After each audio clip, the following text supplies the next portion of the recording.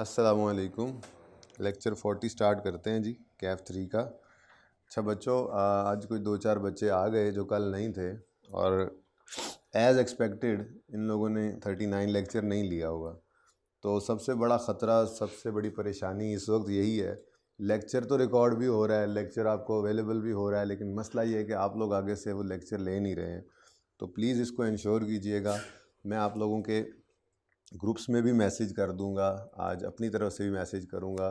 आप लोगों ने लाजमी लाजमी लाजमी कल वाला और आज वाला लेक्चर ले लेना है। ये एक बेहतरीन चलता हुआ सिलेबस है, जिसके अंदर अगर आपने यहाँ पे थोड़ी सी बेवकूफ़ी और सुस्ती कर दी तो सब गड़बड़ हो जाएगी। प्लीज़ आप लोगों ने गड़बड़ नहीं होने देनी है, ठीक है।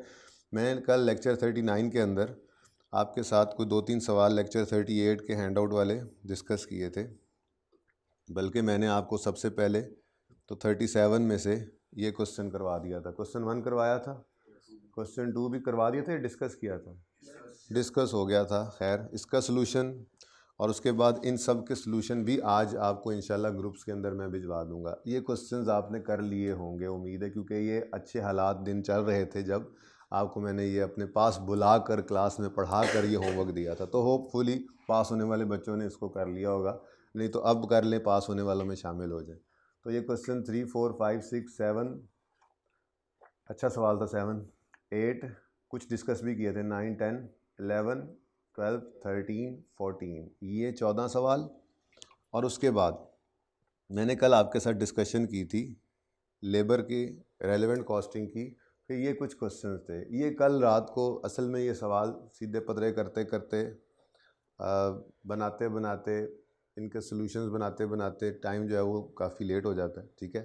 तो टाइम जो लेट हो गया था उस वजह से आपको भेजे लेट, तो इसलिए ये डिस्कस मैं आज नहीं कर रहा, ये आज का दिन फिर दे रहा हूँ, यानी कल संडे आ गया, ठीक है। तो आपने ये जो क्वेश्चंस हैं इसमें लेबर और ओवरहेड के क्वेश्चंस हैं, फिक्स एसिड के भी 2-3 क्वेश्चंस हैं, 15, 16, 17, 18, 19, 20, 21, 22 और 23, 24 भी है बल्कि, ठीक है। ये सारे सवाल आप लोगों ने अटैम्प्ट कर लेने हैं, ठीक है।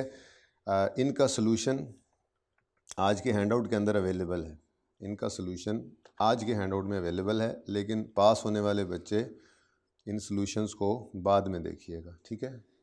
ये सारे सॉल्यूशंस अवेलेबल है, ओके। तो कोशिश कीजिएगा पहले खुद से करें और उसके बाद फिर इसको जो है वो सॉल्यूशन से मैच कर लीजिएगा, ठीक है।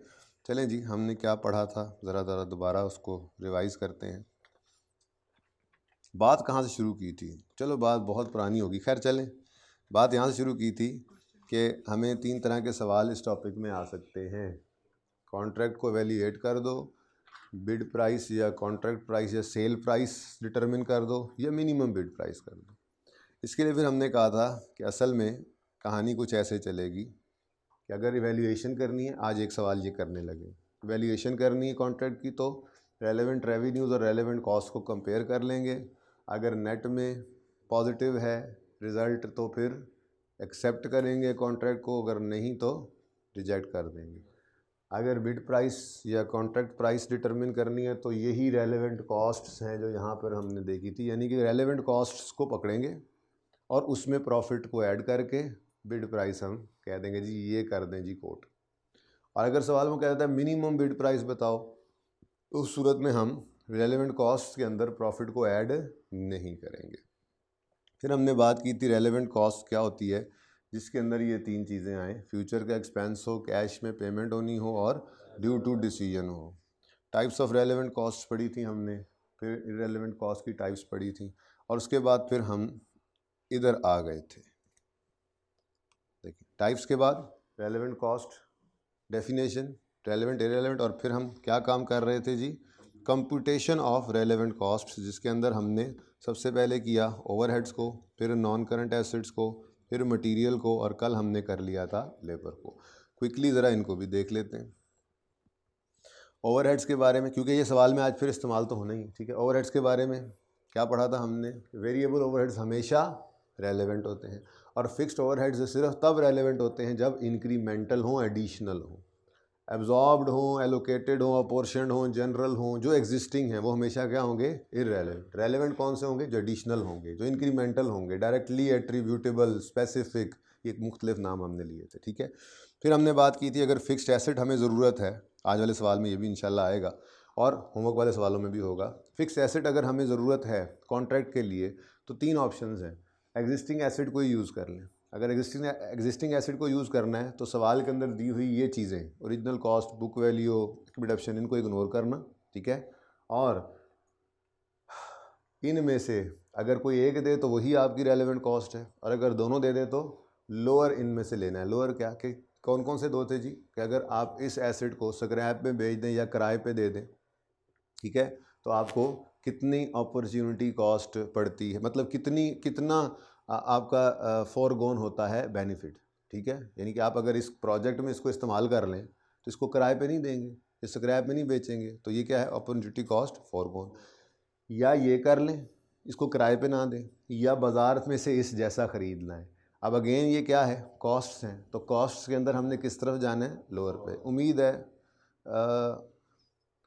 एग्जांपल्स जो छोटी हैं उनके अंदर तो ये सवाल मौजूद है। हाँ, बड़े सवाल के अंदर ये है या नहीं, अब मेरे एकदम जहन से निकल गया, तो देख लेते हैं सवाल के अंदर ये है या नहीं, ठीक है। उसके बाद अगर हमने एग्जिस्टिंग एसेट यूज़ नहीं करना, हमने नया एसेट ख़रीदना है, तो यहाँ पर फिर सवाल के हिसाब से 2 सिचुएशंस हुआ करेंगी। अगर सवाल में यूज़फुल लाइफ दे देगा तो स्ट्रेट लाइन मेथड पर डेप्रिसिएशन को ऐड कर लेना, और अगर यूज़फुल लाइफ नहीं देगा तो दूसरा काम वो करेगा, मार्केट वैल्यूज़ दे देगा। वो कहेगा कि हम ये एसेट ख़रीद के लाए हैं 10 लाख का, और जब कॉन्ट्रैक्ट एंड होगा तो ये होगा 5 लाख का, तो fall in market value 5 lakh हमारी रेलेवेंट कॉस्ट बन जाएगी। फिर अगर आपने नया नहीं ख़रीदा बल्कि आपने रेंट पर ले लिया है, तो वो तो सबसे सिंपल है, जितनी रेंटल कॉस्ट है वो आपकी रेलेवेंट कॉस्ट है। और अगर कभी ऐसा हो कि आप, और सवालों में ऐसा करेगा, ये 2 ऑप्शंस दे दें, अब ये कॉस्ट है, मैंने रूल बताया हुआ है आपको, क्या अगर कॉस्ट्स हैं और 2 अल्टरनेटिव्स हैं तो लोअर की तरफ जाना है, और अगर बेनिफिट है, रेवेन्यू है, तो 2 ऑप्शंस में हायर की तरफ जाना है। तो मिसाल के तौर पे वो कहता है जी एसेट खरीदे तो मार्केट वैल्यू इतनी लूज़ होगी वगैरह वगैरह वगैरह, और अगर किराए पे ले लें तो इतना किराया पड़ेगा। तो इन दोनों में से जो लोअर होगा हम वो एक्सेप्ट करके कॉन्ट्रैक्ट की रेलेवेंट कॉस्ट बना लेंगे। सवालों के अंदर देखेंगे इंशाल्लाह जी। Question okay. उसके बाद फिर हमने बात की मटेरियल की। मटेरियल अगर तो हम खुद प्रोड्यूस कर रहे हैं, ज़िंदगी आसान, प्रोडक्शन कॉस्ट। मटेरियल अगर हम बाहर से ख़रीद रहे हैं और वो मटेरियल अवेलेबल नहीं है स्टॉक में, तो जाओ ख़रीदो। और अगर स्टॉक में अवेलेबल है लेकिन रेगुलरली यूज़ कर रहे हैं, फिर भी बाहर जाओ ख़रीदो, प्रोडक्शन को मत छेड़ो। लड़ाई कहाँ पड़ी थी? अगर मटेरियल स्टॉक में पड़ा है और रेगुलरली यूज़ नहीं हो रहा, अगर तो उसका कोई और यूज़ नहीं है, वेला पड़ा है, ना कहीं बिक सकता है ना कुछ, तो नील रेलेवेंट कॉस्ट है, उल्टा फ़ायदा हो गया। एक कॉस्ट बच गई एक तरह से, लेकिन कॉन्ट्रैक्ट के लिए इसकी रेलेवेंट कॉस्ट क्या है? नील। पड़ा है, न स्क्रैप के तौर पर बिक सकता है ना कहीं और इस्तेमाल होना है, पड़ा है तो इस्तेमाल कर लो। इस्तेमाल करने की रेलेवेंट कॉस्ट क्या है? कोई नहीं। पड़ा है, रेगुलरली यूज़ नहीं हो रहा तो यूज़ करो, लेकिन सोल्ड भी हो सकता था एज स्क्रैप, तो अगर अब कॉन्ट्रैक्ट में यूज़ होगा तो ये स्क्रैप वैल्यू फॉरगोन होगी, रेलेवेंट कॉस्ट क्या होगी? Net scrap value forgone. पड़ा है, रेगुलरली यूज़ नहीं हो रहा है, यूज़ करो कॉन्ट्रैक्ट में, लेकिन अगर ये ना करें कॉन्ट्रैक्ट में यूज़ तो ये ख़तरनाक नेचर का है और इसको उल्टा डिस्पोज करने पे खर्चा होना है। तब यहाँ पर रेलेवेंट कॉस्ट की बजाय अवॉइडेबल कॉस्ट है, रेलेवेंट रेवेन्यू कह लो बन जाएगा, ये कॉस्ट सेविंग आ जाएगी, ठीक है। कॉस्ट सेविंग क्या होगी? आप इस कॉन्ट्रैक्ट में इस्तेमाल करो, आपको ये डिस्पोज करने का खर्चा नहीं करना पड़ेगा, ठीक है। और अगर पड़ा है, रेगुलरली यूज़ नहीं हो रहा, तो हमने कहा था यूज़ कर लो, लेकिन हमने कहा यूज़ करते हुए ये सबसे मेरे ख्याल में मुश्किल है और आता भी है, ठीक है। वो कहेगा जी ये पड़ा है, रेगुलरली यूज़ नहीं हो रहा, स्क्रैप के तौर पे 10 रुपये का बिकेगा, लेकिन इसको हम अपने एक एग्जिस्टिंग मटेरियल की जगह मॉडिफाई करके यूज़ करें तो सेविंग मिलेगी 12 रुपये की। तो अगेन यहाँ पे क्या है? स्क्रैप बिकना है, फ़ायदा, और सेविंग ऑफ एग्जिस्टिंग मटेरियल उसकी जगह इस्तेमाल होना है, तो ये भी क्या है? सेविंग भी, बेनिफिट। तो बेनिफिट 2 आ जाएँ तो हायर बेनिफिट फॉरगोन हमारे लिए क्या बन जाएगा? रेलेवेंट कॉस्ट, ठीक है जी। उसके बाद फिर हमने कल लेबर भी कर लिया था। लेबर के बारे में, अगर फिक्स्ड मंथली या एनुअल सैलरी है तो बिल्कुल फिक्स कॉस्ट जैसा ये भी चल रहा था, एग्जिस्टिंग है तो इग्नोर करो, एडिशनल है तो रेलेवेंट। मिसाल के तौर पे जो हमने पहले दिन मिसाल की थी सुपरवाइजर्स वाली, ठीक है। उसके बाद अगर पर यूनिट आप उनको पे करते हैं, पीस वर्क सिस्टम में, पीस रेट सिस्टम के अंदर आप सैलरी दे रहे हैं उनको, ठीक है, तो फिर रेलेवेंट कॉस्ट क्या है? जो पर यूनिट बना रहे हैं उसकी कॉस्ट, ठीक है। लड़ाई ज़्यादा यहाँ पर है, टेस्ट भी ज़्यादा यही होता है। वो क्या है, ऑर्ली वेज सिस्टम है। और इसके अंदर दो सिचुएशंस बनाई थी हमने कि लेबर के पास स्पेयर कैपेसिटी ना हो तो या तो बाहर से, स्पेयर कैपेसिटी नहीं है, हाँ भाई ओवर टाइम करोगे, नहीं, स्पेयर कैपेसिटी भी नहीं है, तो बाहर जाओ और जाकर नई लेबर ले आओ। हायरिंग कॉस्ट नई लेबर की रेलेवेंट कॉस्ट। स्पेयर कैपेसिटी नहीं है, हमने कहा भाई ओवर टाइम करोगे, हाँ जी बिल्कुल करेंगे, लेकिन 1.5 गुना लेंगे। 100 रुपये पर आवर लेते हैं ना, ओवर टाइम के हर घंटे का 150 रुपये लेंगे, 1.5 गुना लेंगे, ये मतलब होता है। ठीक है ना, कोई 1.5 गुना हो सकता है, 2 गुना हो सकता है, 3 गुना हो सकता है, 1.25 गुना हो सकता है, वो सवाल में बता देगा। Time and a half, time and a quarter, या 50% more than normal, 20% more than, इस तरह सवाल बताएगा। कुछ ओवर टाइम, बेसिक के ऊपर कुछ ओवर टाइम का प्रीमियम होता है। ठीक है, तो हमने कहा हाँ भाई कैपेसिटी नहीं है, ओवर टाइम करोगे, उन्होंने कहा यस यस बिल्कुल, overtime is worked by existing labour on one off contract, तो फिर रेलेवेंट कॉस्ट क्या होगी, जो उनको पे करना है, नॉर्मल प्लस ओवर टाइम। ठीक है, और अगर हम उन्हें कह रहे हैं कि भाईजान स्पेयर कैपेसिटी नहीं, ओवर टाइम करोगे, वो कह रहे हैं भाई ओवर टाइम भी कर रहे हैं, अब क्या जान निकालोगे, तो अब फिर क्या करें। हमने कहा क्या करें, ऑर्डर तो ये पूरा करना है, ठीक है फिर हम ये काम छोड़ देते हैं और ये वाला ऑर्डर कर लेते हैं। तो ये आखिरी हल ये रह जाता है, हम कहेंगे अच्छा ठीक है यार ये ऑर्डर ज़रूरी है, वहाँ से हटो और ये काम करो। अब जब ये काम करो वाली बात आएगी तो जो उनको पे कर रहे थे ऑलरेडी वो तो होगा ही होगा, जो काम छोड़ के इधर आए उसका कंट्रीब्यूशन भी लूज हो जाएगा। तो यहाँ पर रेलेवेंट कॉस्ट ये बन जाएगी वेजेस प्लस कंट्रीब्यूशन फोरगो। ठीक है, ये भी बहुत ज़्यादा नज़र आएगा आपको सवालों के अंदर। एग्जाम्पल्स में तो है ही है, अभी जो हम पास पेपर और आईकेप की क्वेश्चन बैंक के सवाल आज शुरू कर रहे हैं उनके अंदर भी आपको ये नज़र आ रहे होंगे। ठीक है, ये वाला मटेरियल कितने गया, ये मटेरियल भी पूछता है, बड़ा पसंद है इसको। ठीक है, ये वाला मटेरियल, और इधर से रेगुलरली यूज़ वाला पूछ लेता होता है। खैर, और इधर से मैं कौन सा, इसमें से दूसरा यार मटेरियल गुजर गया, उस वक्त बोलना था। हाँ कौन सा,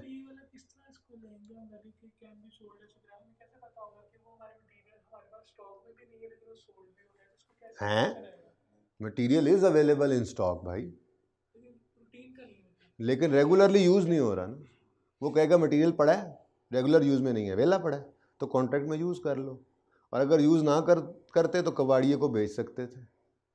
तो जो कबाड़िए को बेचने वाली कॉस्ट है वो हमारी रेलेवेंट कॉस्ट है, क्योंकि अगर हम इस कॉन्ट्रैक्ट में इसको लगा लेंगे तो फिर उसको कबाड़िए को बेच के पैसे नहीं आएंगे। ये ऐसे क्या, पिछली बात ना बोला करो यार, उस वक्त पूछा करो, सारा मोमेंटम धोखा तोड़ दिया, रटा भूल गया मुझे। अच्छा, लेबर के पास स्पेयर कैपेसिटी नहीं है, बाहर से लेबर ले आओ, उनसे ओवर टाइम करवाओ, या ओवर टाइम भी कर रहे थे तो जो काम कर रहे हैं उससे हटाओ, कोई मसला नहीं, वेले बैठे, लेबर हैज़ स्पेयर कैपेसिटी। अब अगर स्पेयर कैपेसिटी भी है और आपने पूरे पैसे उस आइडल टाइम के भी दिए हुए हैं तो रेलेवेंट कॉस्ट कुछ भी नहीं होनी, बस वो वेला टाइम है, ऑलरेडी उनको पे कर रहे थे, इधर लगा लोगे काम पे, पैसे तो उनको पहले दे रहे थे। और अगर वेले बैठे हैं लेकिन आपने फुल वेज ही उनको जो है वो कमिट की हुई है, ठीक है, लेकिन but it can work in place of other, लेकिन वो कहीं और काम पे लगे हुए हैं, अपना काम नहीं कर रहे, फारिग बैठे थे, आपने उनको पूरे पैसे देने शुरू किए हुए थे, पूरे पैसे दे रहे थे, लेकिन हमने कहा था यार चलो वेले बैठे हो, तुम स्किल्ड हो, चलो कोई बात नहीं, सेमी स्किल्ड वाला अनस्किल्ड वाला काम कर दो, फिलहाल तो वेले ही बैठे हो। अब जब आपने इस कॉन्ट्रैक्ट पे इनको लगाना है तो इनके पैसे तो अलग से कोई नहीं बनने, इनको तो पहले से ही फुल कमिट किया हुआ है आपने आइडल टाइम का, लेकिन जिस जगह काम कर रहे थे वहाँ से हटाएंगे तो वहाँ के लिए जो लेबर चाहिए वो फिर क्या बन जाएगी, तो full wage rate is payable for idle time but can work in place of other workers, तो रेलेवेंट कॉस्ट क्या बन जाएगी, hiring cost of that other labour. इनके तो पहले ही पैसे क्या हैं, फुली कमिटेड है।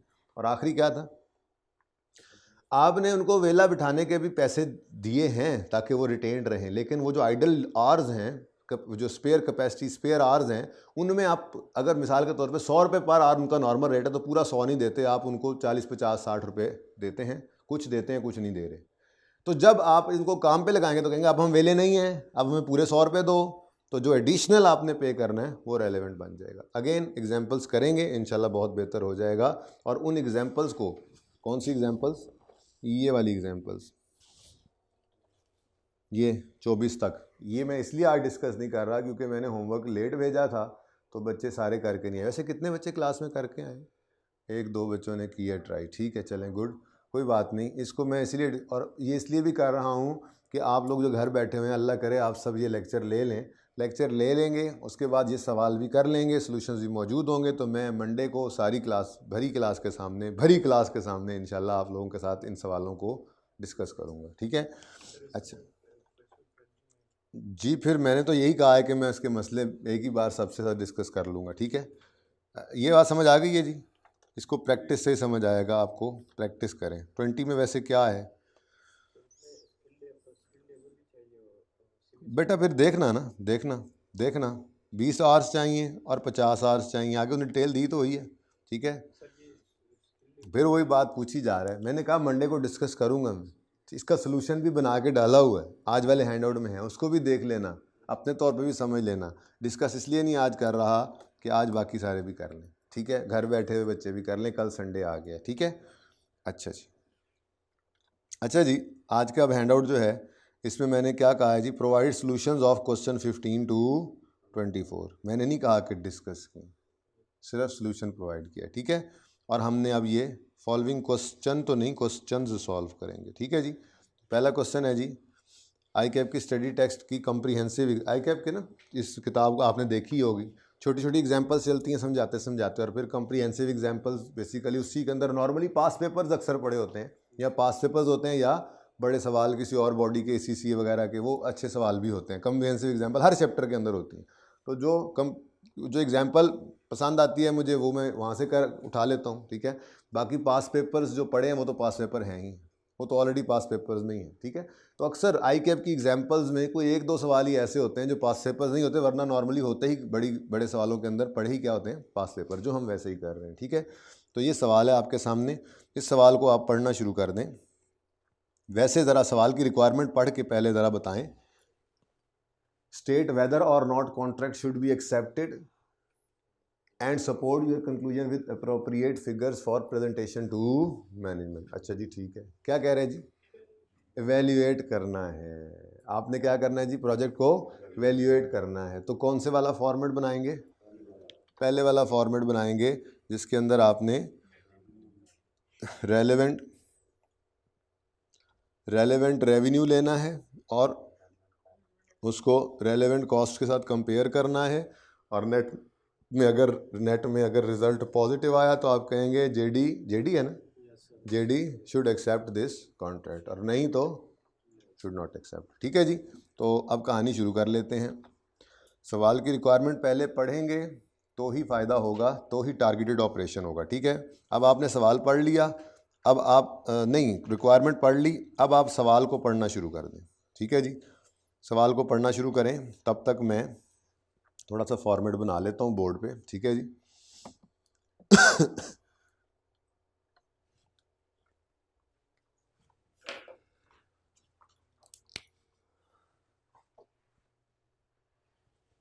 क्या रिक्वायरमेंट थी, ज़रा मुझे दोबारा बताना।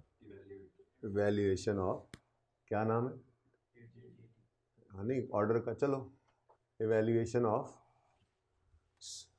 JD is a small specialist manufacturer of electronic components and much of its output is used by makers of aircraft. One of the small number of aircraft manufacturers, makers of aircraft of small number of aircraft manufacturer has offered a contract. अच्छा, one of the small number of aircraft manufacturer, पता नहीं ये थोड़ी सी गड़बड़ हो गई है, असल वाला देख लेते हैं, ठहर जाए।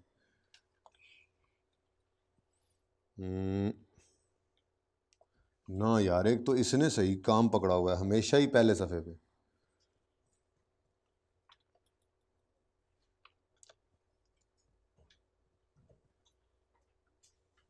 हाँ जी, आगे हैंडआउट्स, हम ज़रा सवाल भी सही कर लें। अब ये कहेगा खुशी से, मैंने शुक्र है ये वाला मैंने नहीं किया था, ये सर ने खुद किया था। ये JD is a small specialist manufacturer of electronic component, much of its software used by makers of air. One of the small number, सही है तो वही बात, बस थोड़ा सा ऐसे ही, पता नहीं आई कैप ने भी ऐसे ही लिखा था, बस ये O कैपिटल है। चलें ठीक है जी, नकल सही की हुई है। अच्छा चलें छोड़ें। Manufacturer has offered a contract to company JD for supply of 400 identical components. So 400 400 units basically ये ऑर्डर है हमारा ओवर नेक्स्ट पूरे साल। तो ये भी ज़हन में ध्यान से एक एक लफ्ज़ पढ़ना होता है ना, ठीक है। कोई ऐसी कॉस्ट आ जाएगी जो मंथली बेस पे है तो उसको भी ईयरली पे लेके जाना है, ठीक है। कोई अगर 10 साल की चीज़ देंगे तो उसको साल पे, मतलब ये देखना पड़ेगा हमें कि ये कॉन्ट्रैक्ट क्या है। 400 बड़े बड़े पार्ट्स होंगे ना, कंपोनेंट्स, एयरक्राफ्ट के कंपोनेंट्स हैं ना, बड़े बड़े कंपोनेंट्स होंगे, कोई लेट्स से इंजन है जो भी है, बहरहाल 400 कंपोनेंट्स आपने पूरे साल के अंदर जो है वो सप्लाई करने। तो ऑर्डर क्या है,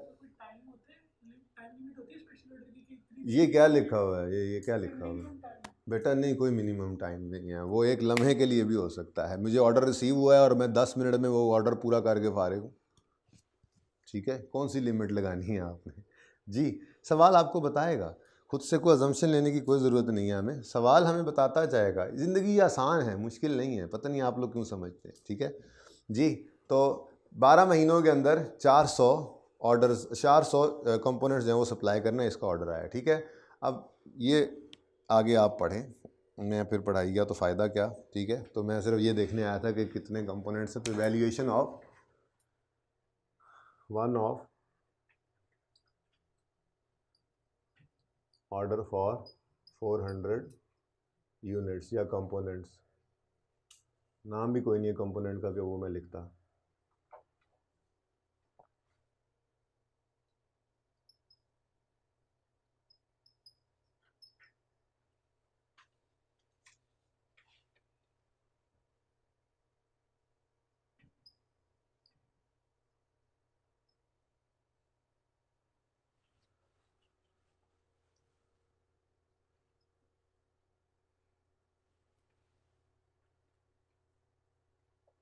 मेरे ख्याल में बहुत बड़ी फिगर्स तो नहीं है, 1000 में जाना पड़े, है ना, रुपीज़ में ही करें।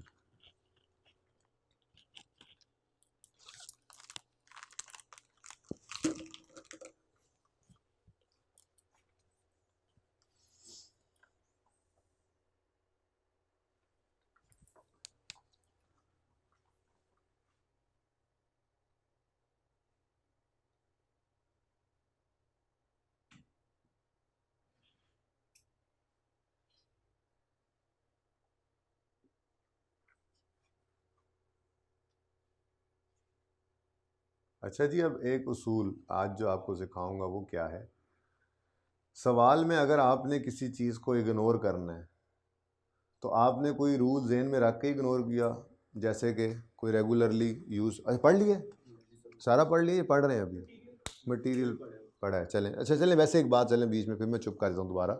आपने मिसाल के तौर पे जी मटेरियल को इग्नोर किया है, क्यों? वो रेगुलर यूज़ वाला है। जो चीज़ इग्नोर किया है पर्चे के अंदर उसका नोट डालना है, उसके बारे में बताना, ठीक है।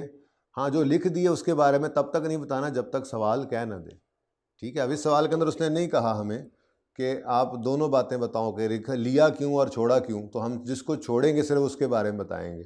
लेकिन अगला सवाल पास पेपर का जो है ऑटम 12 का क्वेश्चन है, इसके बारे में वैसे रिक्वायरमेंट पढ़ा रहा हूँ। क्या कहता है? Compute relevant cost of producing textile motor, give brief reason for inclusion और एक्सक्लूजन। तो यहाँ पे लिखना दोनों के बारे में पड़ेगा, ठीक है ना। तो ये जहन में रखना, जब तक कह ना दे इंक्लूड करने वाली चीज़ को बताने की ज़रूरत नहीं है, वो लिख दिया ना सामने, वर्किंग भी कर दी, लेकिन एक्सक्लूड वाली आपने लाजमी हमेशा बताया करनी है। जो चीज़ छोड़ी है, क्यों छोड़ी है? फिक्स कॉस्ट जी, वो फिक्स कॉस्ट जी इंक्रीमेंटल नहीं है, वो तो संक कॉस्ट है या कमिटेड कॉस्ट है। इस तरह का लफ्ज़ लिख के बताना है उसको कि आपने समझते बूझते हुए चीज़ छोड़ी है, ये नहीं कि आपको समझ नहीं आ रही थी, ठीक है। लाजमी है, जो चीज़ छोड़नी है उसके बारे में लाजमी बताना है, ठीक है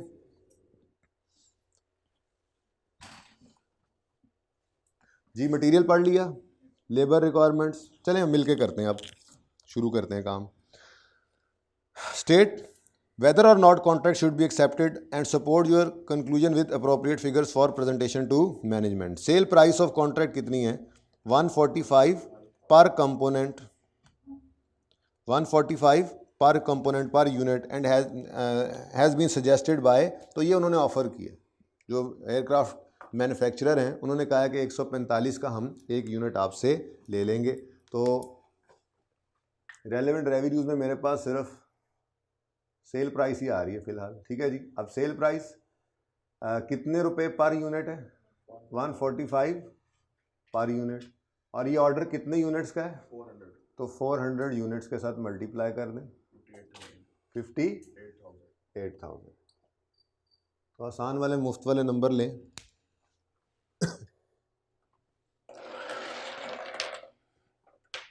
जी चलें आगे। उसके बाद जी पर्चे के लिए वैसे तरतीब ये होनी चाहिए कि जो आसान लगे वो पहले कर दो।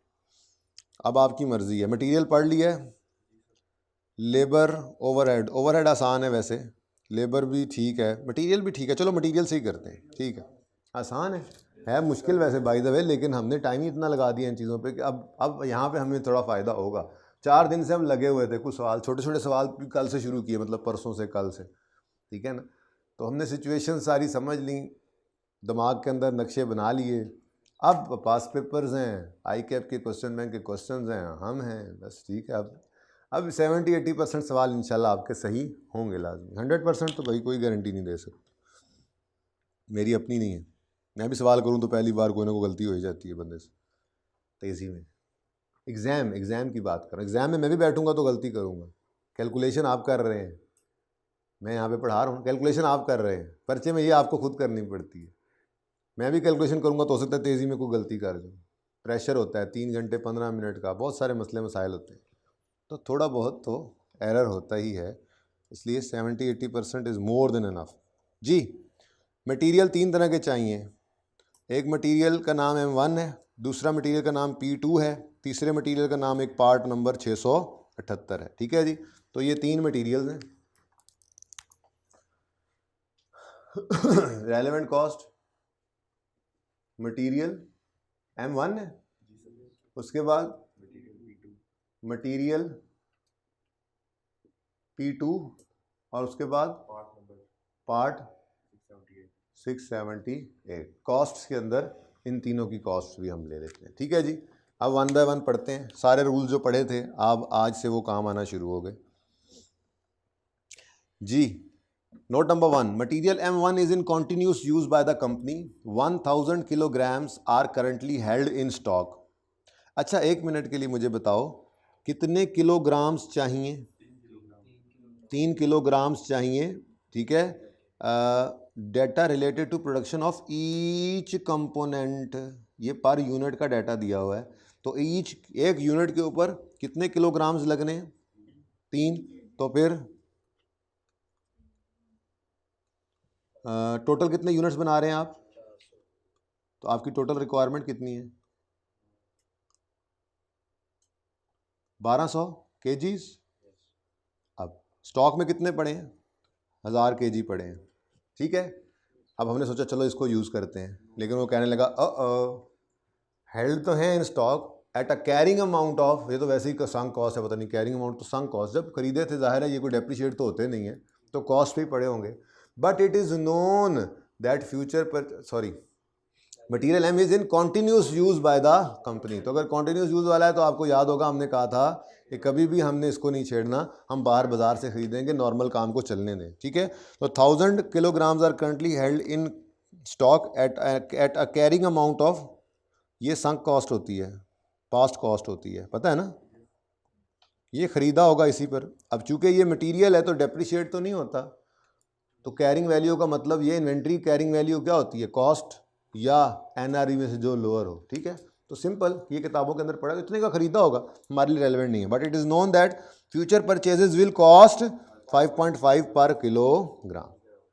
अब चाहिए कितने किलोग्राम्स? 1200। और कितने का मिलेगा 1 किलो? तो सिंपल, ये तो बहुत सिंपल निकला, ₹5.5 पर केजी हमें चाहिए, और टोटल 1200 केजीज चाहिए। अच्छा 1200 केजीज मैंने डायरेक्ट लिख दिया तब भी ठीक है, अगर कोई बच्चा यहाँ पर इस तरह से लिख दे ब्रैकेट में 3 × 400 तब भी ठीक है, ठीक है। 6600 relevant cost of material M1। दिल तो कर रहा था आपको ही दे देता पहले ये सवाल करने को, लेकिन चलें, ज़िंदगी का पहला सवाल है तो ये पहले मैं करता हूँ, उसके बाद चूँकि क्लास तो वैसे ही पता है आपको, अगली क्लास की कोई टेंशन ऐसा सच होती नहीं है, आपको है? अच्छा तो तो थोड़ा सा टाइम मैं आपको दूंगा कि आप थोड़ा दिमाग में एटलीस्ट कर लें अगला सवाल जो मैंने क्लास में करवाना है, ठीक है जी। नोट नंबर 2 किसके बारे में है? P2।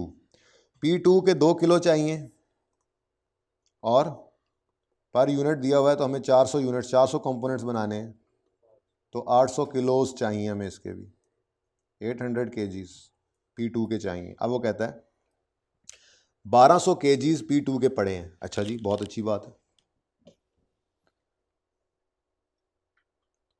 हमें चाहिए 800, 1200 पड़े हैं। The original cost of material was 4.3। हाँ जी, ये क्या है? ओरिजिनल कॉस्ट को तो हमने कभी भी नहीं कुछ करना होता, ये तो पुरानी बात हो गई। But as the material has not been required for the last 2 years, यानी कि कॉन्टीन्यूसली यूज में, it has been written down to 1.5 per kg, जो कि क्या है?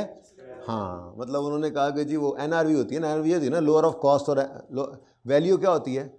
लोअर ऑफ कॉस्ट और NRV। तो जब NRV नीचे चली जाती है तो हम कहते हैं इन्वेंट्री को राइट डाउन कर लो NRV पे, तो उन्होंने करके रखा हुआ है। NRV का मतलब क्या है? जो बाजार से अब इसका मिल सकता है। 2 साल से पड़ा है हमारा P2 मटीरियल, फारिग पड़ा हुआ है, कबाड़िए को बेचें तो कितने का बिकेगा? 1.5 रुपये का। तो ये उसकी स्क्रैप वैल्यू ही उन्होंने बताई थी। ठीक है, नहीं समझ आती?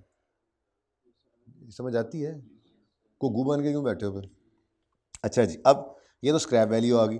The only foreseeable alternative use is a substitute for, ये ज़बरदस्त पॉइंट है, is a substitute for material P4, जो कि इन करंट यूज़ है। P4 की जगह भी ये इस्तेमाल हो सकता है, लेकिन इसके लिए हमें कुछ फर्दर प्रोसेसिंग कॉस्ट इनकर करनी पड़ेगी 1.6 पर kg की, और current market price of P4 is, यानी कि एक तो ये है जो हम फोरगो करेंगे अगर यूज़ करते हैं इसको कॉन्ट्रैक्ट में, और दूसरा क्या है, या तो ये फोरगो करेंगे या 3.6 पर kg नहीं खरीदना पड़ेगा P4 अगर ये उसकी जगह यूज़ करें। लेकिन उसके लिए ज़रूरी क्या है?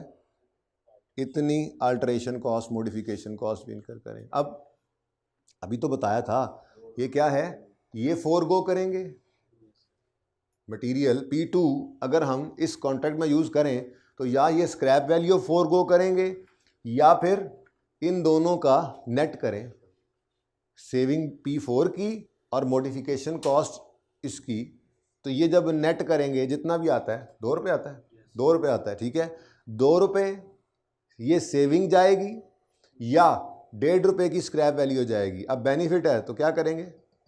अलग से, मैंने कहा था अलग से डिसीजन लेना है। कल एक एग्जांपल भी बनाई थी, बिल्कुल ऐसी ही एग्जांपल थी यारा। सवाल को अपनी जगह रखते हैं, एक खोला हुआ तो था और वो फिर पहुंच गया अपनी जगह पे, पता है? ये देखें,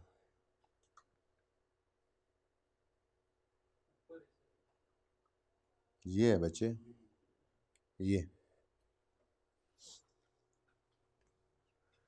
स्क्रैप के तौर पे बिक सकती है या एक करंट प्रोडक्ट के जगह पर इस्तेमाल हो सकती है। स्क्रैप पे बेचे तो 20, और अगर करंट वाली पे यूज़ करें तो सेविंग मिलेगी 25। तो higher will be relevant cost, और उसको हम ले जाएंगे। अच्छा, इससे उलट भी हो सकता था, यहाँ पे 30 होता और यहाँ पे 25 होता, तो फिर क्या होता? फिर 30 रेलेवेंट कॉस्ट होती, 30 को लेकर जाते, क्योंकि बेनिफिट कौन सा फोरगो कर रहे हैं? जो इनमें से हायर है। नहीं समझ आ रही है आपको? आप यहाँ पे आके क्यों फंस गए हैं? कल का लेक्चर लिया था आपने? तो क्या हुआ? ब्रेक तो हो गया ना, टेम्पो तो टूट गया ना जी। ये सवाल भी किए थे घर पे, क्वेश्चन पूछे मुझसे, शक्ल बना रहे हैं, क्वेश्चन पूछे। उसको छोड़ो, पहले इसकी बात करो।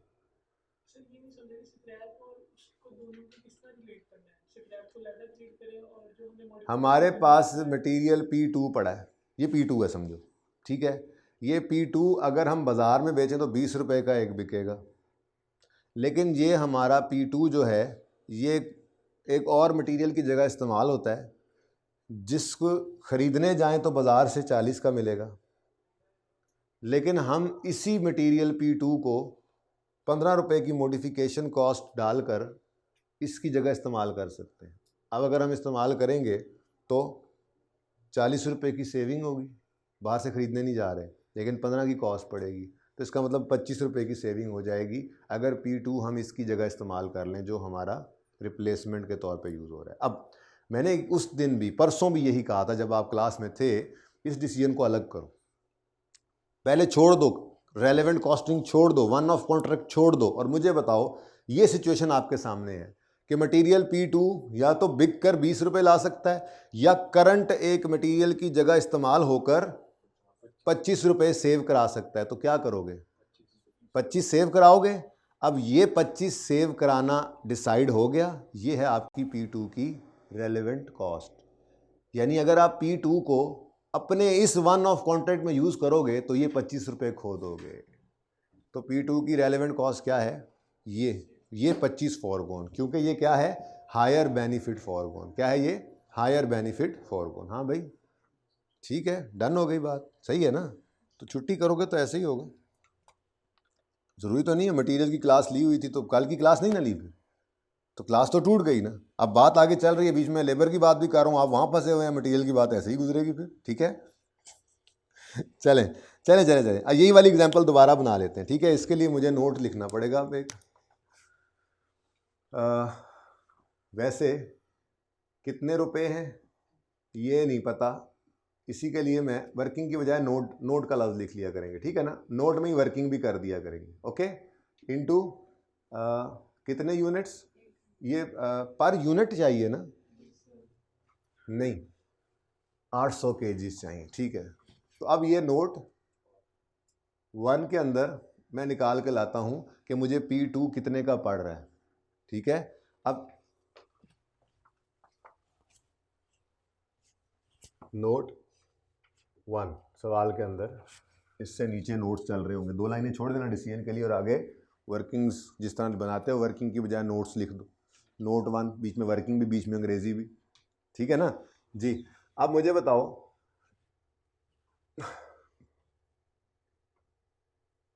P2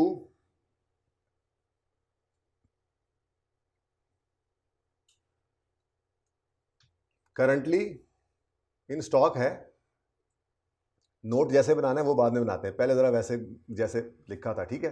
कितना रिक्वायर्ड है जी मुझे? 800 kgs, ठीक है जी?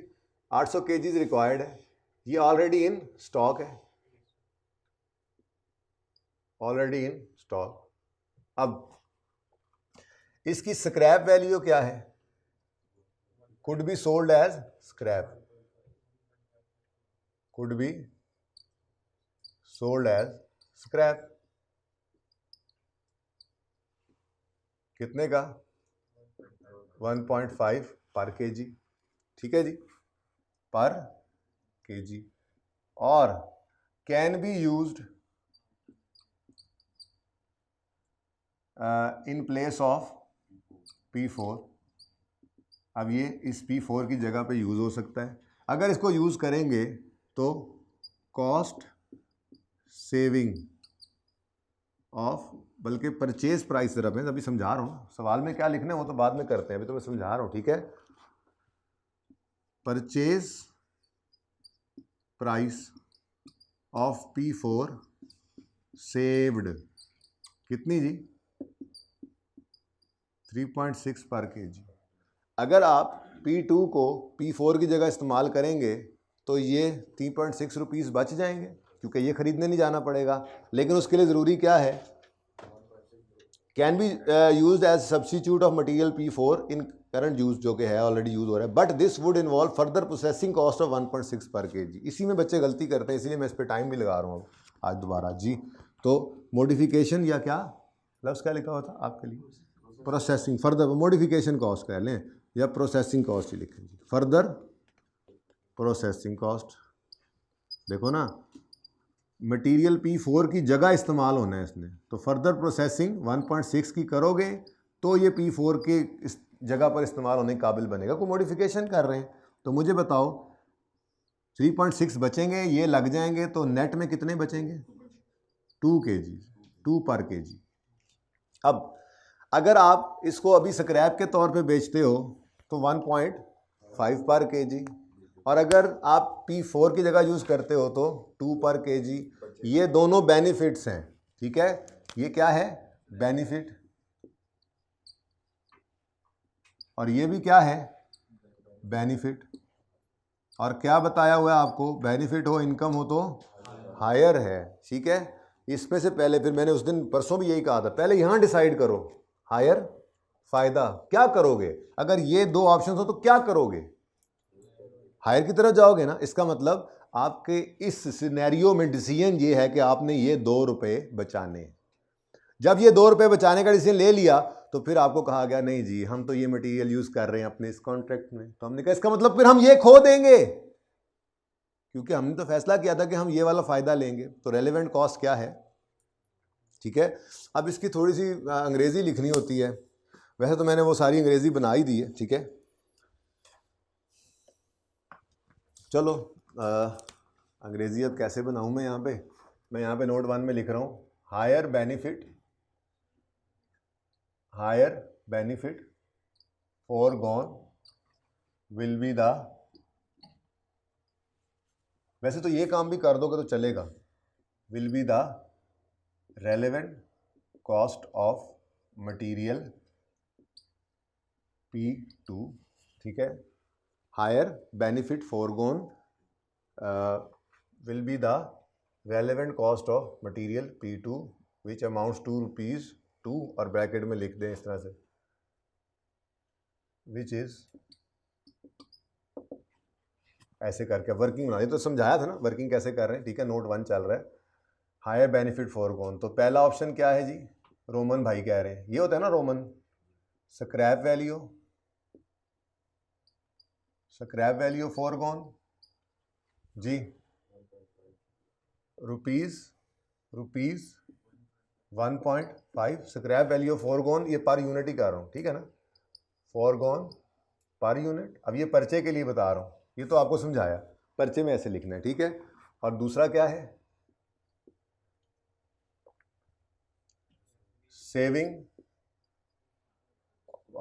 Foregone saving by using in place of, अंग्रेजी कुछ भी लिख दो, in place of P4 forgone per unit.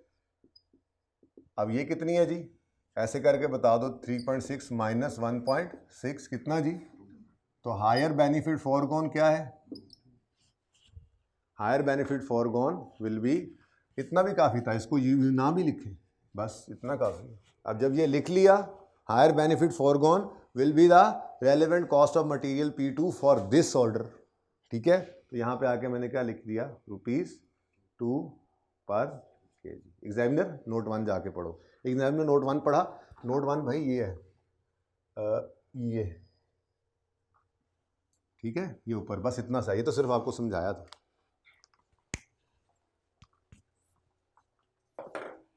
ठीक है भाई। यही मुश्किल था बस सवाल में, और तो कुछ मुश्किल है ही नहीं।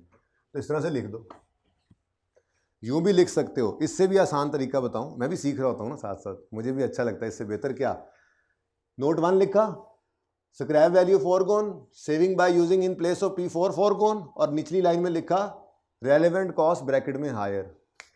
क्या ख्याल है, ये ज़्यादा बेहतर नहीं है, ज़्यादा ऐसे भी कर सकते थे, ठीक है। क्या बोला मैंने, इस तरह करके लिखो आप, ऊपर वाली अंग्रेजी नहीं लिखी हुई, आपने यहाँ लिखा note 1 scrap value forgone 1.5 saving by using in place of P4 forgone 2, और नीचे लिखा 2, और यहाँ पे लिखा रेलेवेंट कॉस्ट ब्रैकेट में हायर। बता दिया आपने कि higher benefit forgone is relevant cost, ये ज़्यादा आसान लग रहा है मुझे, ठीक है, अंग्रेजी लिखने से भी बच गए। ओके, क्या ख्याल है, कर ही देते हैं बल्कि ऐसे, ये मिटा दूं ये सारा, ये चलो फिर इसको तो मैं थोड़ा सा मेहनत करके दोबारा बता ही दूँ, फिर इसको अलग ही रख लेते हैं। ये मुझे लग रहा है कि ज़्यादा इजी है और पर्चे में ज़्यादा हेल्प करेगा आपकी। तो नोट 1 क्या लिखा जी हमने, सबसे पहले स्क्रैप वैल्यू फोरगॉन, क्योंकि ये सवाल अब आपके आने जो घर पे आप कर रहे होते हैं, ये इस तरह के किए भी होंगे। स्क्रैप वैल्यू फोरगॉन जी कितना, 1.5 पर यूनिट पर केजी, और saving by using as alternative, या हाँ as alternative forgone, as an alternative of P4 forgone. अब ये कैसे निकाला आपने? कहा जी 3.6 का मटेरियल आता है P4, लेकिन ये इस जगह इस्तेमाल हो जाए इसके लिए हमें 1.6 की कॉस्ट इनकर करनी पड़ती है। ठीक है, तो सेविंग कितनी लॉस्ट कर गए हम? 2 पर kg। अब इनमें से डिसीजन लेना है तो क्या करेंगे? देखो ना, मैंने कहा इसको अलग डिसीजन लेना है, आसानी रहेगी, इसको अलग डिसीजन लेना है। ठीक है, हमारे पास एक मटेरियल पड़ा है, आज बेच दें स्क्रैप के तौर पे तो 1.5 रुपये, थोड़ा सा सही सेट करके एक और मटेरियल की जगह यूज़ करें तो 2 रुपये बचते हैं, तो क्या करेंगे? पागल नहीं कि बेच दें 2 रुपये बचाएंगे अपने। ठीक है, इंक्रीमेंटल बेनिफिट। लेकिन अब ये डिसीजन हो गया ना, तो अब यही हमारी क्या है? Relevant cost. तो relevant cost for this order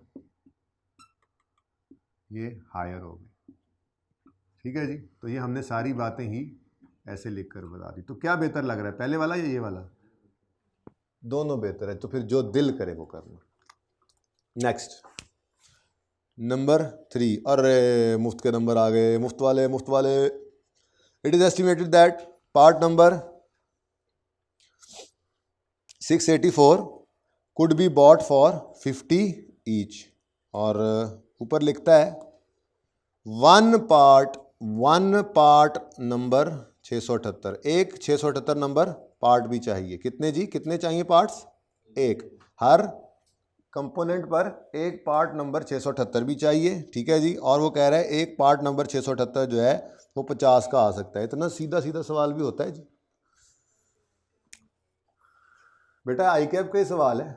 अब मेरे सवाल तो ख़त्म है, पेपर वाले सवाल भी अभी करते हैं। आप लोगों के दिमाग में कुछ नहीं होता असल में, क्योंकि दिमाग कभी ज़िंदगी में चला ही नहीं होता।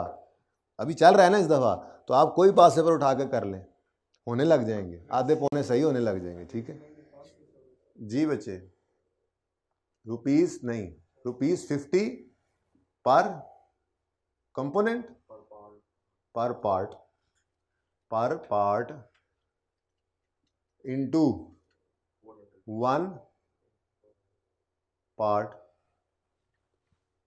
ठीक है, 50 रुपये पर पार्ट। कितने पार्ट चाहिए? एक पार्ट एक कंपोनेंट पे, और कितने कंपोनेंट्स बना रहे हैं जी? 400 यूनिट्स। वैसे ऊपर भी फिर ऐसा ही कर लेना चाहिए ताकि एक जैसा हो जाए, आप कर लेना बेशक जी। कितने केजीज चाहिए थे? 3 केजीज। और कितने यूनिट्स? चलो एक जैसा हो गया। कितने केजीज चाहिए थे? 2 केजीज पर कंपोनेंट। और कितने कंपोनेंट्स बना रहे हैं? 400 कंपोनेंट्स। तो तरह एक जैसा हो गया ना, है थोड़ा अच्छा लगता है जी। फरमाएं जी, ये कितना? 1600 और ये 2000। चलो मटीरियल इज ओवर। नहीं ये तो खैर चलो आपने सही करा दिया। मैं ये कहने लगा था कि चूंकि हम रेवेन्यूज लेस एक्सपेंसेस करेंगे तो इनको माइनस करते जाओ। मैं तो ये आ करके आया था इधर, लेकिन आप लोगों ने इधर भी चांद चढ़ाया होगा फिर। ओके जी बच्चों, आगे बढ़ें। लेबर देख लो।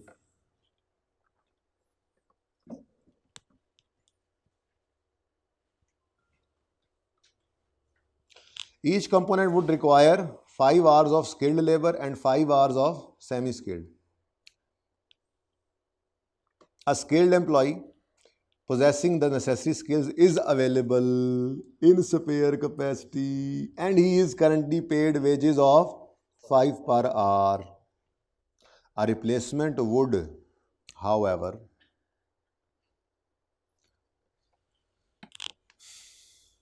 have to be obtained at the rate of 4 per hour of week that would otherwise be done by। हाँ ये थोड़ी सी कहानी समझो ज़रा, ध्यान से पढ़ो, एक दफ़ा पढ़ो इसको, पढ़ो।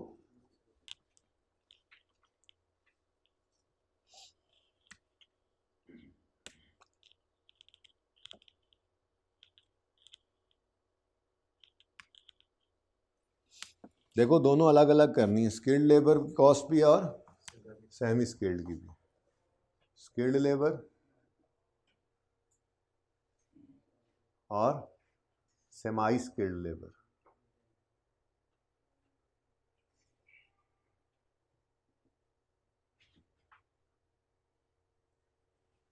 जो आसान है पहले वो कर लो।